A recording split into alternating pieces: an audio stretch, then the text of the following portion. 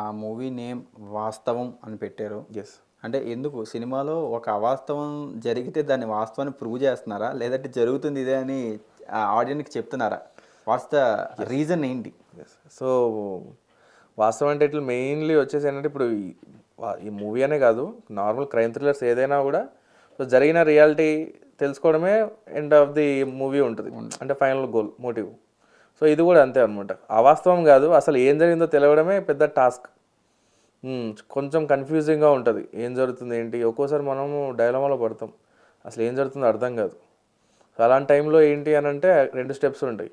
అయితే అన్ని కాంప్రమైజ్ అయ్యి మూసుకొని కూర్చోవడం, లేదా ఏం జరిగిందో రిస్క్ తీసుకొని తెలుసుకోవడం.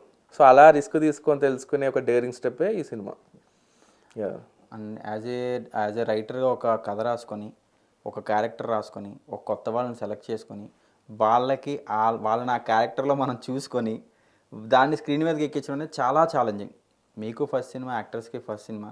సో మీరు రాసుకున్న కథకి వీళ్ళే పర్ఫెక్ట్ చాయిస్ అనేది మీరు ఎక్కడ డిసైడ్ అయ్యారు? ఎటువంటి పాయింట్ ఆఫ్ వ్యూలో మీరు డిసైడ్ అయ్యారు?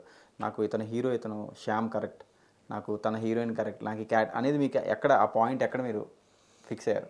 సో ఏంటంటే ప్రతి ఒక్క క్యారెక్టర్కి ఒక బ్యాక్గ్రౌండ్ ఉందండి. బ్యాక్గ్రౌండ్ అంటే ఏదో కమర్షియల్ సినిమా, ఫ్యాక్షన్ సినిమా ఆ బ్యాక్గ్రౌండ్ కాదు.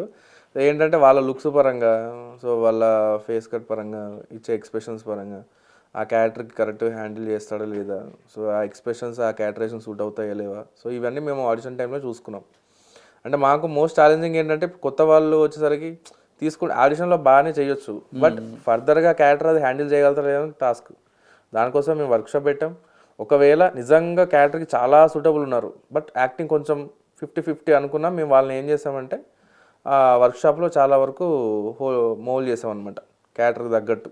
ఓకే. సో ఈవెన్ ప్రొడ్యూసర్ గారు కూడా చాలా సపోర్ట్ చేసి, నువ్వు ఎప్పుడైతే 100% కాన్ఫిడెంట్గా ఉంటావో అబౌట్ ద ఆర్టిస్ట్, అప్పుడే మనం షూటింగ్కి వెళ్తున్నాం అని చెప్పేసి అంత క్రియేటివ్ ఫ్రీడమ్ ఇచ్చారు.